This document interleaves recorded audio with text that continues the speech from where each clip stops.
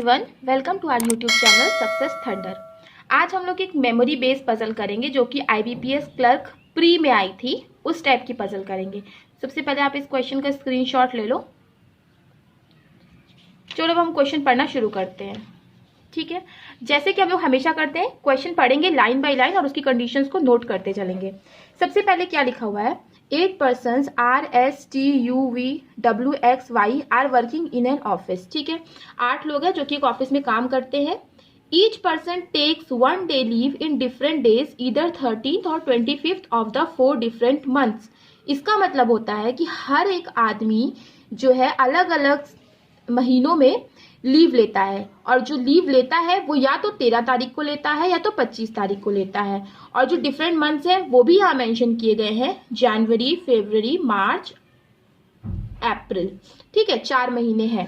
तो जब भी इस टाइप की पजल आती है, इस टाइप की पजल आजकल बहुत आती है, जब भी इस टाइप की पजल आती है तो इनमें हम कैसे सेट करते हैं, हम लोग पहले मंथ लिखते हैं। यहाँ पे 4 मंथ है, जनवरी, फरवरी, मार्च, अप्रैल, और इसमें तारीखें कितनी है, 13th और 25th है, तो 13th and 25th, 13th and 25th, 13th and 25th, 13th and 25th। अब ये आपकी पजल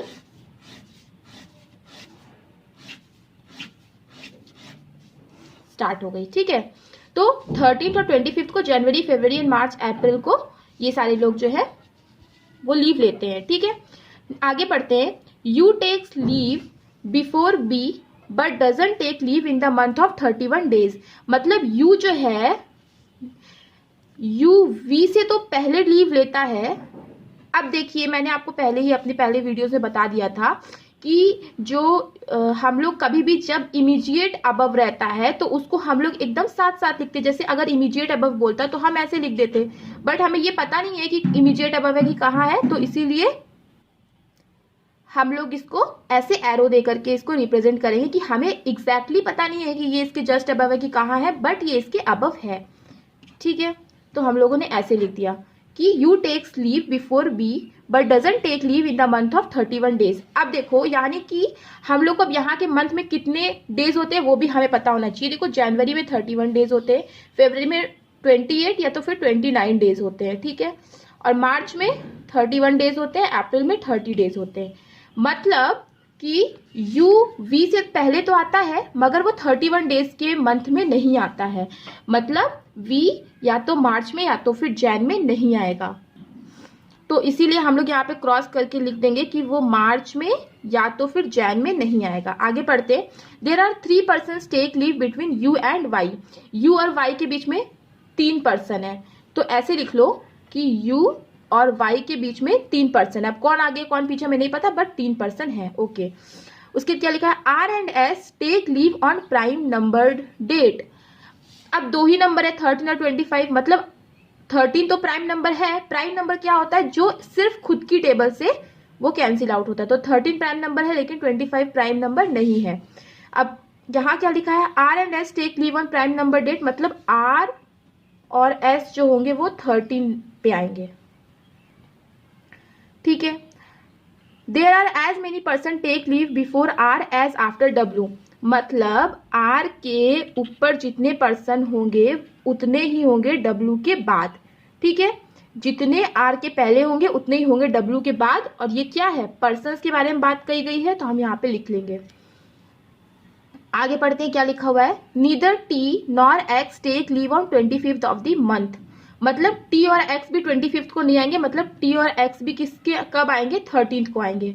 ठीक है, T take leave before S and after X. मतलब टी एस के तो पहले आएगा लेकिन एक्स के बाद आएगा। ठीक है, टी एस के तो पहले आएगा बट एक्स के बाद आएगा। यहाँ हमने सारी कंडीशन पढ़ ली, अब हम इसको फटाफट से बनाएंगे। तो इसमें सबसे पहले हम लोग किस चीज को फिक्स कर सकते हैं, तो देखिए हमें एक चीज पता है कि x के पहले t आएगा और t के बाद आएगा s, और ये तीनों ही जो है 13 तारीख को आ रहे हैं। मतलब x, t और s का हमारे पास कॉम्बिनेशन बनेगा और तीनों ही आएंगे 13 तारीख को। ठीक है, तो इसके हम लोग क्या क्या कॉम्बिनेशन बना सकते हैं, एक तो हम x यहाँ पे रख सकते हैं, ठीक है, और एक तो हम x को यहाँ पे रख सकते हैं। x की और कोई जगह नहीं बचेगी क्योंकि x के बाद t और s को भी आना है। तो जब x को हम यहाँ रखेंगे तो एक बार t को यहाँ इमेजिन कर सकते हैं, s को यहाँ पे इमेजिन कर सकते हैं।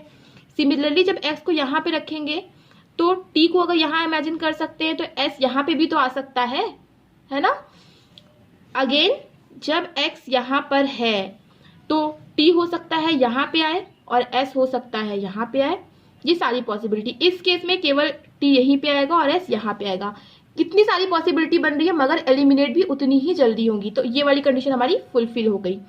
अब देखो r की केवल इस केस में यही जगह बची, इस केस में यही जगह बची, इस केस में यही जगह बची और इस केस में यही जगह बची। ये सारा भी हो गया। अब क्या बोला है, r के ऊपर जितने परसेंट w के नीचे उतने परसेंट। तो r के ऊपर जितने परसेंट w के नीचे उतने परसेंट।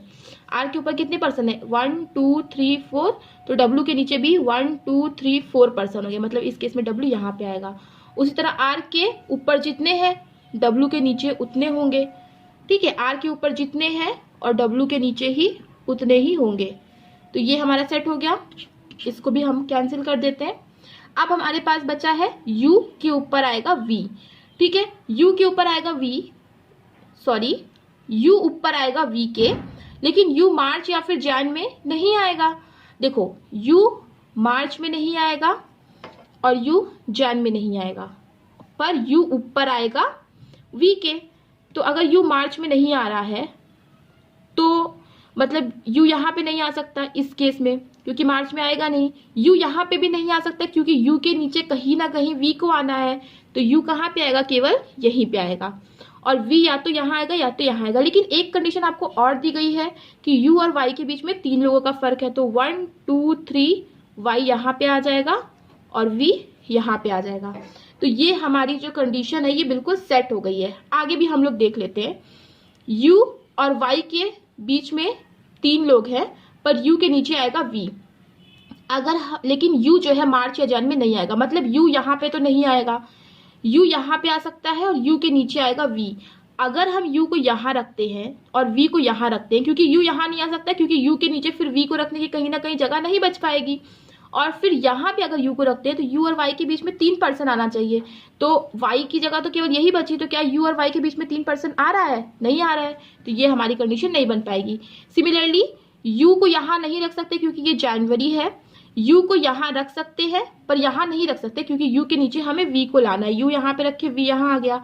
अब u और y के बीच में 3% आने हैं, तो u यहाँ पे तो 1 2 3 y, ये भी हमारी सही बैठ रही है। अब देखो u और v के बीच में, u और y के बीच में 3% आने हैं और u आएगा v के पहले। अब देखो u को यहाँ नहीं रख सकते क्योंकि ये जनवरी है, u को यहाँ पे रख सकते हैं, हाँ रख सकते हैं, तो क्योंकि u फरवरी में तो आ सकता है, और u और y के बीच में 3% होने चाहिए और u के नीचे आना चाहिए v, तो v की केवल यही जगह है, पर u और y के बीच में 3% आएंगे, नहीं आएंगे, तो ये कंडीशन भी कैंसिल हो गई। और ये भी कैंसिल हो जाएगी क्योंकि ये मार्च है और हमने पहले क्या बोला था कि मार्च और जैन में u नहीं आ सकता, तो ये भी कैंसिल हो गई। तो फाइनली हमारी यही वाली कंडीशन सही बनी जो हमारी पहले ही बन गई थी। एग्जामिनेशन में आपकी बन जाए सही तो आपको ये सब सॉल्व करने की जरूरत नहीं, पर यहाँ मैं समझा रही हूँ तो यह मैंने सॉल्व कर दिया। अब एक ये पजल है, ये भी मेमोरी बेस्ड पजल है, सिंपल सी पजल है, इसे फटाफट से हम लोग सॉल्व कर लेते हैं।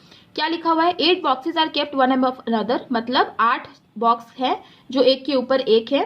मोर than 5 boxes are kept above box P, तो पी के ऊपर, यहाँ पे हम नोट कर लेते हैं कि पी के ऊपर मोर देन 5 बॉक्सेस हैं, ठीक है। Box D is kept immediately above box R, box D is kept immediately above box R, मतलब बॉक्स डी है जो वो बॉक्स आर के जस्ट ऊपर है, and immediately below box G, और बॉक्स जी के जस्ट नीचे है। 2 boxes are kept between box R and box Z, box R और जेड के बीच में 2 बॉक्स की है, तो ये हमने ऐसे नोट कर लिया है। अब देखो इसमें हमें पता था कि just immediately above and immediately below, तो यहाँ पे हमने एरो नहीं दिया है, ठीक है। ये मेरा लिखने का तरीका है, आपका कोई और तरीका भी हो सकता है जो इससे शायद बेटर हो, तो आपको जैसे समझ में आता है आप वैसे नोट करो कंडीशन को। तो 2 boxes are kept between box R and box Z, box N is kept below Z, Z के नीचे बॉक्स एन आता है। अब देखो यहाँ मैंने एरो क्यों दिया, क्योंकि ये इमीडिएटली नहीं है और हमें पता नहीं कितने नीचे आ रहा है, तो एरो दे दिया। तो box N is kept below Z and above L, और एल के ऊपर, ठीक है। Box N is kept below Z and above L, और एल के ऊपर है। Box T is kept below L, और एल के नीचे है कहीं ना कहीं बॉक्स टी, ठीक है। तो अब इसको नोट कर लेंगे कि एल के नीचे है कहीं ना कहीं box T, but not immediate below, लेकिन इमीडिएट बिलो नहीं है, यहाँ पे साफ साफ बोल दिया गया है, ठीक है। इमीडिएट नहीं है तो हम इसको नोट कर लेंगे। ये इसमें देखो इमीडिएट नहीं बोला है, तो इसमें आप इमीडिएट भी लगा सकते हो, लेकिन ये इमीडिएट नहीं होगा, वो चीज बोल दी गई, तो हम इसको यहाँ पे लिख दे रहे हैं। At least 4 boxes are kept below R, तो इसी के नीचे लिख लो एटलीस्ट 4 बॉक्स तो होंगे ही होंगे, कम से कम 4 होंगे। ठीक है, हमने कंडीशन नोट कर लिया। अब देखो इसे फटाफट बना लेते हैं। देखो P के ऊपर 5 से ज्यादा बॉक्स है, तो P के ऊपर 6 बॉक्स हो सकते हैं। तो 1 2 3 4 5 6, P के ऊपर 7 बॉक्स भी हो सकते हैं। 1 2 3 4 5 6 7, लेकिन उससे ज्यादा नहीं होंगे क्योंकि देयर आर ओनली 8 बॉक्सेस। तो अगर 6 बॉक्स होंगे P के ऊपर, तो P के नीचे यहाँ पर 1 बॉक्स होगी, और इस केस में P सबसे नीचे आएगा। तो ये कंडीशन आपकी सॉल्व हो गई। अब देखिए और क्या चीजें फिक्स है। R और Z के बीच में 2 बॉक्सेस है, लेकिन यहाँ पे इस चीज को हम लोग फिक्स नहीं कर सकते, तो हम लोग कुछ और ऐसी चीज देते हैं जो हम फिक्स कर सकते हैं। क्या हम इसे फिक्स कर सकते हैं? नहीं कर सकते। लेकिन इसमें देखिए ये फिक्स कर सकते हैं कि R के नीचे कम से कम 4 बॉक्स तो होंगे ही, मतलब 1 2 3 4, ठीक है, 4 बॉक्स तो होंगे ही, तो R यहाँ पे आएगा, ठीक है। और R के ऊपर जस्ट D और उसके जस्ट ऊपर G आना है, ओके। अब देखिए, अब इस चीज को हम लोग एक और बार तरीके से लिख सकते हैं। 8, देखिए P को यहाँ पे आपने लिखा, तो हो सकता है R के नीचे यहाँ पे बोला गया एटलीस्ट 4 बॉक्स होंगे, मतलब उससे ज्यादा भी हो सकते हैं। अगर R के नीचे 5 बॉक्स हुए तो 1 2 3 4 5, तो R यहाँ पे आएगा, D यहाँ पे आएगा और G यहाँ पे आएगा। सिमिलरली हम लोग इसमें भी कंडीशन बना लेंगे। कंडीशन 4-5 बना लो, पर फटाफट एलिमिनेट होंगी। प्री में कंडीशन बनाने में बिल्कुल नहीं सोचना है। देखो R के नीचे कम से कम 4 बॉक्स होंगे, मतलब 1 2 3 4, R यहाँ पे आ सकता है, D यहाँ और G यहाँ। सिमिलरली 8, P यहाँ पे लिखिए, G यहाँ, D यहाँ और R यहाँ।